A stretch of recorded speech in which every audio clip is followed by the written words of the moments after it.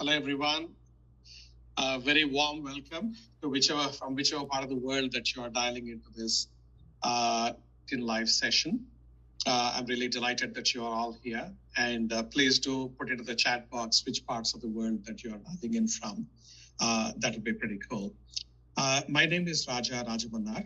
I'm the Chief Marketing and Communications Officer of MasterCard, and I'm also the President of MasterCard's healthcare business. Last year, I wrote a book which got published by HarperCollins called Quantum Marketing, which went on to become a Wall Street Journal bestseller, which was personally for me a cheap thrill. And it also got published in 7 languages around the world so far, 2 weeks back in Italian. The whole theme that the book is based on is that the technological revolutions, the data deluge that we are upon us, and the kind of cultural shifts which are happening around the world are totally altering things for the world of marketing. And the ways we have been doing marketing till now have to be reimagined and reinvented for this new paradigm, which I call the 5th paradigm of marketing. And to go a little deeper into this whole space, I started writing a blog on LinkedIn, and it has got about 96 or 97,000 subscribers, which I again feel very good about. And trying to sort of give some thought leadership pieces and see where the world is going, and as a marketing community, what we could do. And as an extension of that, I started doing this quantum marketing live, LinkedIn live sessions. And I try to get some of the topmost thinkers and thought leaders from different fields. And, and that's something which I've been getting terrific feedback from all of you. And I feel very grateful for that. And today, it's an absolute pleasure for me to have on this session one of my favorite people, through whose book, actually, I got introduced to the whole concept of behavioral economics to a level of depth. Before that, of course, I was aware of behavioral economics and all that good stuff was there. But in terms of bringing it to a tangible, practical, pragmatic kind of a way, it was absolutely astounding. Predictably Irrational was the book, and Dan Ariely is the person who I'm talking about. Now, Dan Ariely, he is an accomplished person in the field of behavioral economics, and he is a James B. Duke Professor of Psychology and Behavioral Economics at the Duke University. And I met Dan in 2010, I think, when I was in Davos, and I used to work then for a company called Humana. And I happened to read his book. And then I went there and I see the person there himself. I was totally over the moon. I said, this is amazing. What a coincidence. And then we both were actually on a panel discussion. And that's when I started really admiring this person and literally idolizing him in terms of his kind of quality of thinking and how he actually brings concepts to life in extraordinary ways. So he is actually beyond being a professor, which is not any minor thing in itself. He has got a terrific career, and he has got 3 New York Times bestsellers. Remember, I was gloating for a Wall Street Journal bestseller, and here is a man who has 3, much bigger, which is New York Times bestseller, and he has got that. And he also writes an advice column on the Wall Street Journal, which is pretty fascinating. Those of you who have not read it, you should actually see. It's pretty both informative and entertaining, and it's a lovely way to learn things. So with that, Dan, absolute pleasure and honor to have you on this show, and really, really grateful to you for having accepted to be here with us for the next 45 to 50 minutes. My pleasure, and it's been too long since we met last. Indeed. And hopefully we'll meet in person as well soon. But one thing is to be very helpful for everyone and very interesting for everyone to see. What has been your journey till now? How did you you have literally reached the pinnacle of your field, and not one field, but you're actually doing multiple things. What brought you here? If you can just enlighten us with your career journey or path, that would be great. So maybe I'll try and say something about what got me here, and also say something about behavioral economics. So if you're watching us, you might have noticed that I have half a beard, and you might have wondered about that half a beard. So the reality is I was badly burned many years ago. Most of my body is covered with scars, including this side of my face, so I just don't have hair on this side. In life in hospital, I was in hospital for about 3 years. really got me started thinking about healthcare and irrationality. But I want to say something about this half a beard. For many years I shaved. I didn't. Who wants to look like this with half a beard? And I shaved for many years. And then a few years ago, I went on a month-long hike. And at the end of the hike, I looked sort of like this. And I didn't like this look.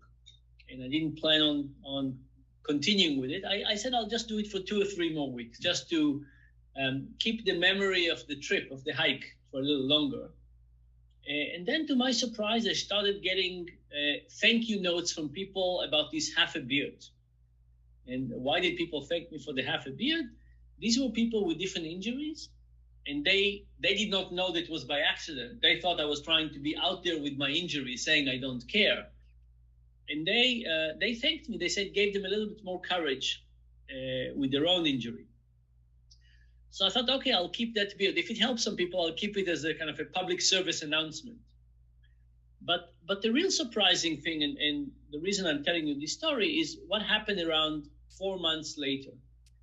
And what happened about 4 months later is that I realized that I started accepting myself in a different way. That all of a sudden I stopped looking at my scars as scars, started looking at them as the story of my life. Some people do tattoos. I have these scars.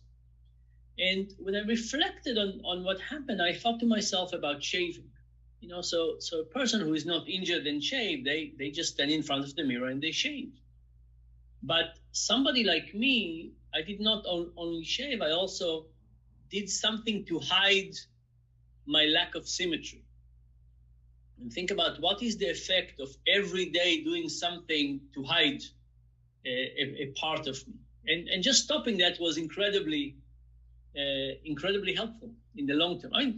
Still kids laugh from time to time, people point, people ask questions. It doesn't come with no cost. I'm not recommending half beards. But if you think about the process was interesting.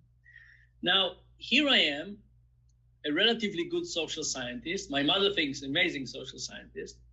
And I did not expect that, right? In fact, for many years I shaved. I did something that was unproductive. And for me, this is the biggest issue with behavioral economics. It's about the failure of our intuition. If you asked me 20 years ago, would you be better off with half a beard? I would say no, because I would think about the first day of being with a half a beard, which is not good, but I couldn't intuit. I couldn't get into the mindset of what will happen 4 months down the road. And there are a lot of cases like this, where our intuitions are about something or part of it, but we don't fully understand what drives our behavior. And that's why this study is so wonderful, because it tells us about the secrets of the things that really drive our behavior and how to use them to make ourselves better off. This is awesome. In fact, it's not just your mother. I think we all think of you as an amazing social scientist. So please tell her we are in full agreement with her. But if for we have got within the marketing community people who have studied quite in depth behavioral economics, they did courses, and they really excel at it. And there are people who are just either getting into the marketing field, or they have less understanding or less comprehension of what this field is. For some people, it might just be completely, Greek and Latin, assuming they are neither Greek nor Latin.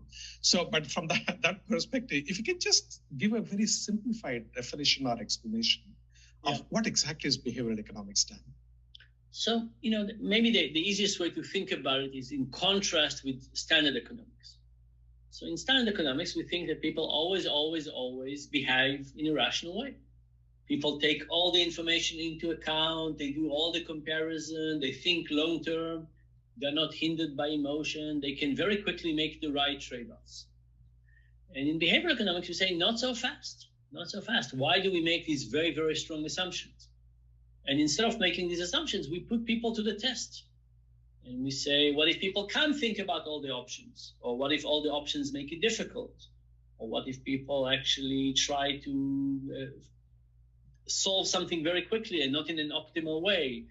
What if people are emotional, myopic, vindictive? And the reality is that we find lots and lots of these irrational influences that get people to end up acting in a wrong way from a rational perspective. And, from a marketing perspective, we care less about whether somebody is rational or not. We ask the question of, can we predict their behavior, right? If I'm going to take whatever, I'm going to take a phone and I'm going to add a feature to it, are people going to like it more, like it less, or it wouldn't matter? We're trying to we have a model of a human being, and we're trying to say, is this offer good for that human being? And is these changes good for them? Would they want it more? Would they want it less? Would it matter? And really, that's the exercise. So from a practical perspective, it's less important rational or non-rational. It's important whether the things that are important are actually in our model of human behavior. So, for example, if we think about something like the default bias, which is very, very strong, very important bias, people are very likely to keep on doing what they've done before. And if we understand that bias, when we try to predict how people would behave, that's a good thing. But if we don't understand all the nuances that play and we don't take them into account, then we're going to have the wrong predictions.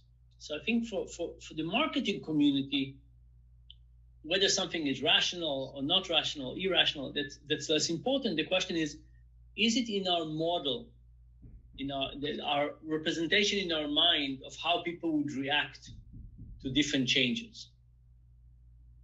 Now, how is this different from behavioral sciences and understanding the psychology? Where is the economic aspect coming in here? So to some degree, there's a lot of overlap. The place where it comes from economics is when we try to make inferences about economics, and especially about how economics is being used. So, economics have become kind of the social science of choice for policy. And, how do you design schools? Let's talk to economists. How do we design taxation? How do we design healthcare systems? But if economists don't take everything into account and they're leaving some things out, then maybe we should have the discussion more broad. So I would say that the big umbrella is social science. Economics has been very, very successful in the policy part, both, by the way, governments and companies. And we want to change that. We want to change that and include more of what actually matters. So if we think about your previous life at Humana, Humana or any kind of health insurance company or health provider wants to change behavior. If our model of changing behavior is based on the economic model of people doing what's selfishly good for them in the long term, we would come up with very different interventions than if we actually understood how people really work. And what drives them. Mm-hmm. Yeah. Now, the other related thing is, you opened, and that's a very interesting point. Like when you look at some of the behavior, it might look irrational from a rational frame of mind. So is there a dichotomy, or is it like a either or it's like sometimes people behave what we call as rational and sometimes people behave of what we call as irrational? Is it typically a kind of a combination, or it's all irrational, some of which fits into our rationality models and some of it doesn't fit? Yeah.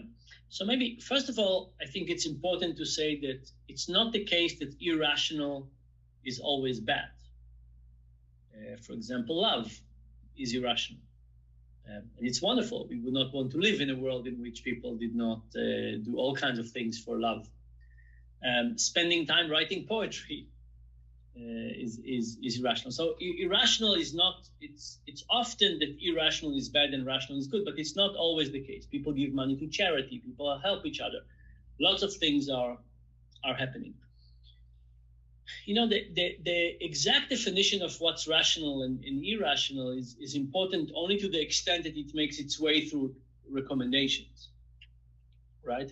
Because the way we describe behavior, I don't care so much if we describe it as rational, irrational, different levels, matters less. But the moment we start using it, and we start using only irrational forces rather than irrational, then it becomes very, very important. So there's descriptive models, and there I care less about whether something is rational or irrational. And then there's prescriptive models. How do we change the world? How do we get people to act in a better way? Think about preventative health, for example. Mm-hmm. And there it's very important what we include in our model and what we don't include in our model, in our predictions. And those are cases where it's very important for the models to be correct, right? Imagine that we want to decrease diabetes, or we want people who are early on the diabetes program life cycle to start being extra careful. If we think that they make rational decisions, we would just print a pamphlet. Here you go. Diabetes is not good for your health. And people say, oh, it's not good for my health. Thank you very much for saying so. I'll stop immediately.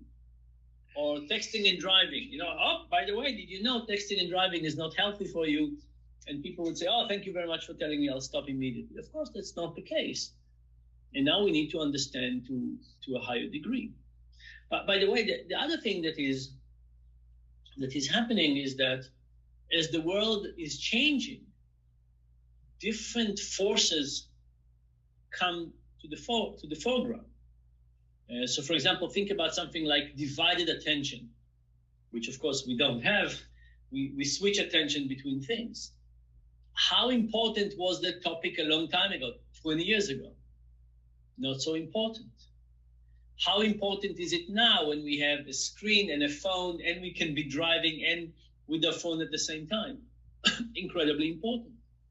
And our temptation with food. How important was it to really understand it 20 years ago? Not as much. How important is it now when we have donuts that tempt us in crazy ways and get us to act in ways that are not in our long-term best interests? Fake news, I mean, you name it. But the world of social science is not static, it's dynamic because the world is changing.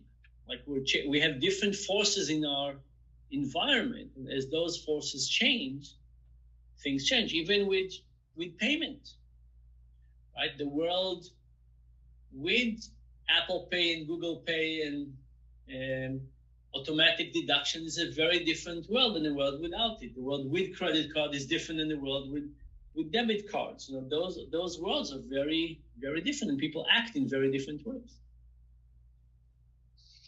Got it. Now, when we are talking about modeling behavior and things like that, now talking about some of the significant changes and transformations that are happening, data proliferation, right? Today, there is so much amount of data available than it was in the past. And looking forward with all these Internet of Things that will be coming in, with all the wearables that are becoming pretty ubiquitous, there is so much of data that is gathered and put somewhere in the cloud for someone to analyze. Is all that proliferation of data going to really make behavioral economics an even more finer and more predictive kind of a science, or is it going to actually be moving a little away from it because it's not at the end of the day this data which is driving the behavior? There are some intrinsic aspects to human beings, which is what is driving, whether it is inertia or whatever else it is. Yeah. So I think the answer is complex, but so it's yes and no. And so first of all, I think that as a field, we had a tremendous improvement with data. A long time ago, we had theories of auctions. Then you have eBay, you can test it. We had theories of dating. You have Tinder and, JDate. And, the data has helped us test many, many theories and prove that many of them were wrong. So the data revolution has been, the digital revolution, bringing data to daily activity, has been incredibly helpful to understand what are people doing as expected and what biases people have. The other thing that it's starting to do, but hasn't done a good job yet, is about variance. If you think about medical experiments, you do it in a small sample of people, maybe 10,000, maybe less, but we're not really set to understand variance. in healthcare, right? We have like these averages, but we don't really understand variances. And I think that's a really big, important next topic, is to try and understand which people are helped by which way. But in terms of your other side of your question about data science versus social science, here is my view. I think imagine a cube of data about you. Let's say we analyze your sleep. Let's say I give you a sleep tracker and I track your sleep for 10 years. And I have this cube of data in multiple dimensions, and I can analyze it and figure out, what gets you to sleep better and worse. You don't need social science there, right? It's data science. But what you can't do with data science is go outside of that cube. And what Absolutely. I mean by that is that you can't, what I love about experiments is that with experiments, we envision a different world. And envisioning a different world has two meanings. One is that we interrogate the data in different ways, the existing data. We look for things that you couldn't look otherwise. But the second thing is you create a very different reality. In an experiment, you create a reality that doesn't exist. There's nothing for the AI to learn about. And you say, I'm going to create that world. And now let's do it. I'll give you an example. I created a scale with no display. The scale has no display. It's a bathroom scale. It doesn't have a display, and it does just give you the trends of your weight change over the last 3 weeks. And there's lots to say about this, but I'll give you one experiment. In one experiment, we compared a 5-point trend to a 4-point trend. 5-point trend, you're going up a lot, going up a little, nothing happened, down a little, down a lot. That's 5 points. Or 4 points, up a lot, up a little, down a little, down a lot. So the question is, do you need a middle? You need a middle. And when I ask people this question, people say, no, it's best not to have a middle. Let's have a 4-point trend, up a lot, up a little, down a little. Let's not have a middle. But my thought was that a middle would be very important. Why? Because if you think about a year, 52 weeks, and imagine somebody that loses weight 12 weeks of the 52 weeks, and nothing happened for 40 weeks. Is that a good year or a bad year? From a health perspective, it's an amazing year. It almost never happened to be such a good year, right? Losing weight 12 weeks and nothing bad happened, that's just unbelievable, like 3 sigma year. But unless we categorize nothing bad happened as good news, the person would feel that they're mostly a failure. So first of all, the trends really work. They get people to lose more weight. They keep on changing their weight. Lots of things happen, but the middle category is also very important. So here is a change that there's no data exercise that would get you to say, let's do a scale with no display and let's celebrate nothing bad happens. So I think lots of good things will happen with data science, obviously, are happening a lot. Very, very good, exciting field. But I don't want to be satisfied with optimizing what we already have. I want to envision better realities. And I think for that, you need the social scientist. That I think it nails it. Absolutely brilliant. Thank you. Now, the other thing is, when you look at technology, people's behavior also changes when they are exposed to different technologies, right? Whether even if it is the attention or the fragmentation of attention across multiple screens, which you just alluded to, or the new spaces that are coming, like the metaverse, and what will be the various things that will happen in the augmented reality, or you're talking about a series of these kind of technologies that are going to be the autonomous driving vehicles, where behavior is going to change. Maybe I'll actually sleep in my car for an extra hour because I don't have to pay attention to the road or whatever. Now, would these have, so the question is, when technologies are rapidly coming, are they going to affect any basics or any elements of behavioral economics? Yeah. So here's the way I think about this. So a lot of those technologies tap on to some very basic human need. For example, the need to connect to other people. We have a deep need to connect to other people. By the way, in terms of return to work, I think that people thought that after COVID, we will come back to work and that's it, we came back. But no, we came back after destroying social relationship for 2.5 years. You come back, you're not really coming back to work. It might take you 2 years to build up these relationships. So, we have a deep need for human connection. It comes with resilience and sharing, and it satisfies lots of needs. So from that perspective, these new technologies will tap to existing things, sometimes in better ways, sometimes in worse ways. But once they tap them, they can elevate them in different ways that are culturally specific, right? So in the same way that we have basic need for food, but food could be answered with Italian food or French food or Japanese cuisine and so on. Those are very different ways to satisfy those basic needs that then become culturally different. You take somebody who's been eating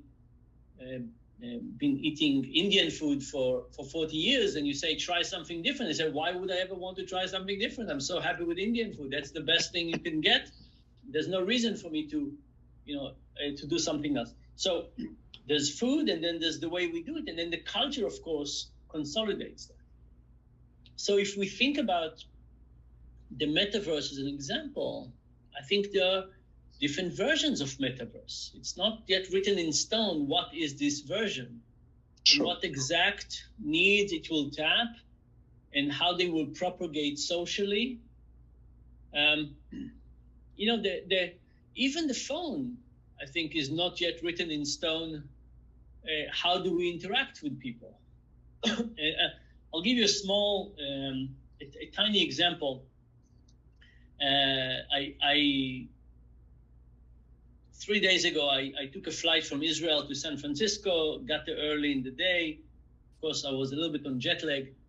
And the next night where I couldn't sleep, I looked at my photo album now on my phone. Now, I don't know about you, but for me, my photo album is like a one-way street. I take photos, I almost never look at them. It's kind of it's a shame because I have lots of photos of lots of people I love. But aside from being awake at 2 a.m. in the morning, being jet lagged, I don't look at them. And what Apple does, which I didn't notice, but it's probably doing it for years, is created these curated albums for me. My goodness, those things are magnificent. They only take the nice pictures. They don't take the not nice pictures. It's incredible. But because it was 2 a.m. in the morning and I had lots of hours, I shared them with friends. Now, these are people that already appeared in those pictures. Everybody was so happy and grateful. Now, this was, I wrote something as well. This was a meaningful social interaction. This was not saying like on Facebook or something. This was a meaningful social interaction with a memory, an important moment, a comment, and so on. And does it have to be that the phone only creates mostly meaningless social interactions? I don't think so. I think it's kind of up to us. So when you think about the metaverse, how deep are these interactions going to be? Or I'll give you another example. I have a friend, Kristen Berman, and with her, we basically realized that people have lots of meaningless discussions. You get people to a party and they talk about, weather and sports. And we said, not a good idea. Like nobody ever finishes one of those parties and says, if we only had another half an hour to talk about the weather and sports. So we did a dinner party with 2 rules. The doors open at 7:45 and close at 8. You can come anytime between 7:45 and 8. If you come after 8, don't come in. And usually what happens is everybody tries to get after half the people have, so there's inflation. So everybody came at the same time. And we gave people rules. We said, you can't talk about anything that is online about you. You can't talk about anything here's some examples. You could talk about childhood experiences. You could talk about your relationship with God. You could talk about, we gave people topics that were difficult and complex and challenging, and everybody enjoyed it better. Now, this is about designing, curating the design at a higher level. You can say, let's people together and they'll do what's best for them. No, the reality is that you don't want to offend anybody. So you don't want to breach any complex topic. So we end up having something at a very low equilibria. But we don't have to get satisfied with that. We can push it. So my hope is that the metaverse will not allow us to talk. You start talking about the weather and sport, you shut off, unless you're an expert in it or something like that.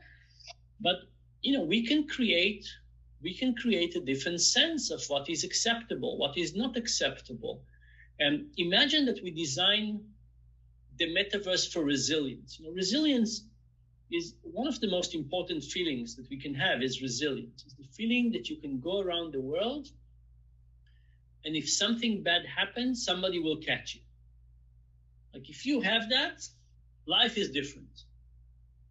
What if we try to get interactions in whatever platform you have with an eye toward increasing well-being and resilience? What would we design? We would certainly design something else. But I think it's possible. I think it's within our reach. So anyway. That's awesome. In fact, when you talked about the curated list of the photo albums that Apple has given, I was just remembering.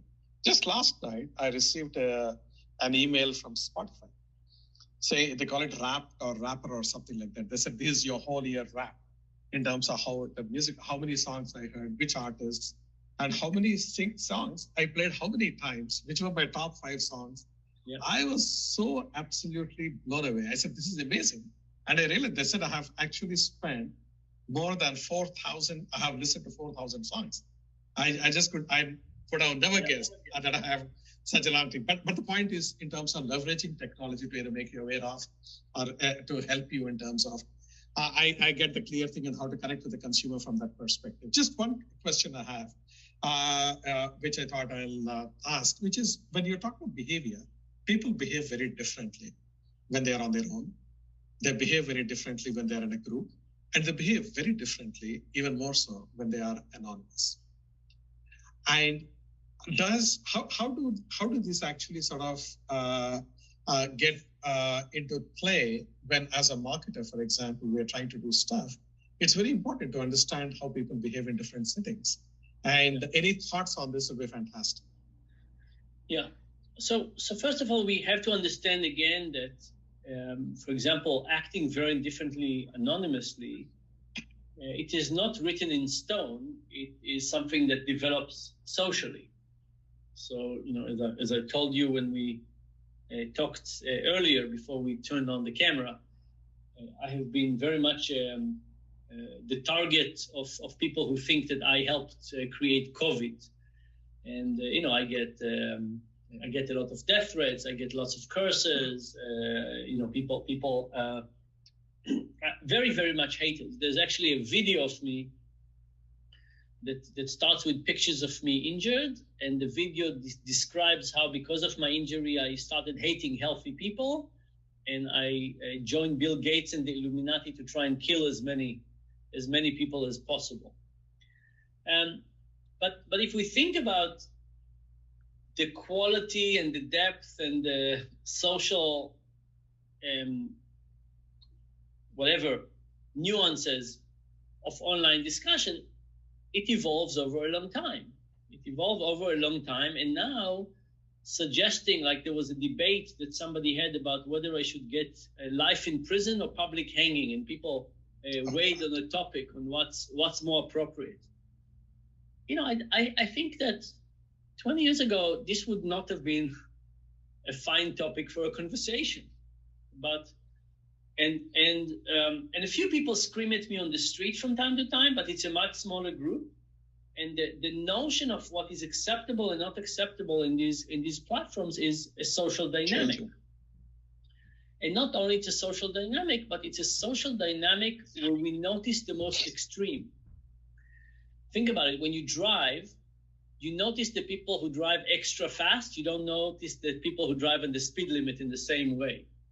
The extremes end up being more attention getting, and they end up defining the standard, which is why the standard often escalate to something like this. So going back to your question about how do we as marketers understand it, I think we need to model the individual and the environment. So the same person in a certain environment will have a very different outcome. But it's not because they have changed, it's because the social norms of that place are different. What is expected from them is different. Also the forces. When you're in an online environment, there is a big role for impression management. There's a big role with showing belongingness to the group. There's all kinds of other incentives that come in. So it's not even correct to say anonymous versus not, because if you're in a group that you have an identity connection with, you would end up acting very differently. If you're in a group that, I don't know what, is taking pictures of clouds, identity is less important and there's no extremity. So we need to, even within Facebook, not all groups are the same. There are different forces at work. And in an effort to try and increase our understanding of people, we need to understand the forces at work, and they're different in different groups, different group types. Got it. It's fascinating, and I wish I can keep going on. But let me say one other thing, that discussion I mentioned about the debate of, what should happen to me after. They call it Nuremberg Trials 2.0. They think there'll be trials and so on. In that discussion, there were lots of hearts. Like, the community, I mean, they're talking about awful things, but internally, they love each other and they show a lot of support. And it's a very bizarre conversation, very surrealistic to just listen to, look at. Very disturbing too. And what I wanted was, we have got a couple of minutes to wrap up, but if you have any advice for marketers, what would that be? Should they really get into, if they don't know much about behavioral economics, would you advise them to go in? And how best should they actually pursue? Or what do you think marketers should be actually, if you had, one single message, what would that be for them? Can I have two? Oh yes, of course, please, more the merrier. So first of all, I think that in many organizations, marketers get involved a little too late in the product lifecycle, right? If marketers are really responsible for having something have a utility for human beings, right? How do you find out the audience? How do you find the product fit? How do you make that? Many times marketers are given a product that it's too late to improve. And that's just a shame, right? So some companies are better at it, some are worse at it, but I think it's about getting into it early. And then the second thing I think that marketers need to do is to have the courage to ask, what are you assuming about people? And to what extent can you back up your assumptions? So imagine I'm designing whatever. I'm designing a new mouse, computer mouse. And you ask me, you come as a marketer and you say, what are you assuming about people? And I would say, I'm assuming that people are aware that the mouse is not ideal. And I'm assuming that if the mouse was only pink, people would want it. And I'm assuming that wireless, but basically spell out those assumptions. And then get people to basically say, are you sure about these assumptions? There's something called the illusion of explanatory depth. And I'll tell you about an experiment I did on that. I asked people, do you know how a toilet works? You know, one of those things that you do this and do it. And people said, of course I do. So I gave them a sheet of paper and I said, draw one out. Like, how does it work? And people drew something. And I said, do you still think, how much now do you think you understand it? It was a little bit less. I said, great. Luckily for you, I have an unassembled toilet here. Brand new. Why don't you assemble it? Clearly you understand how it works. Nobody could assemble a toilet. Even there was one woman that her father was a plumber, she couldn't do it. But, you know, and the thing about the illusion of explanatory depth is that there are many things that we think we understand, and only when we get to the details, we realize how much we don't. And I think if you think about marketers as the experts on human psychology within the company, I think it's really important for them to get people not to fall into the illusion of explanatory depth. What you really think is happening? How exactly is it changing behavior? Like, you know, whatever it is, you know, how exactly is this going to work? And once people get into the details, they often realize how much they don't understand, and sometimes they come up with better ideas. Awesome. Fantastic. Dan, thank you so very much. As usual, your thoughts are so illuminating. And I always come away with something new. And I think I'm going to now try this out with my team as well. What are we assuming when we're actually creating or designing this, and at what stage of the product life cycle are we getting into? So 2 brilliant pieces of advice. Thank you so very much. And if people want to really, you know, learn from either your books or your social media, whatever else it is, how do they follow you? So my website is danariely.com. I have a lot of information there. And then if you have other questions, just shoot me an email from my website. You can shoot me an email. Wonderful. Dan, thank you so very much again. And to the audience, thank you so much for staying with us. And I hope you found it as illuminating as I have found it myself. It'd be wonderful for me to get some feedback from you all on how you thought this conversation went, what you liked, what we could do better, and who else do you want to see on this show going forward. And I'll take those into account to see that those people who interest you the most are the ones who will come onto this platform. So thank you very much, everyone. And stay tuned for the next session. And Dan, again, thank you so very much. Please take care. Thank you. Of course. A pleasure. Take care.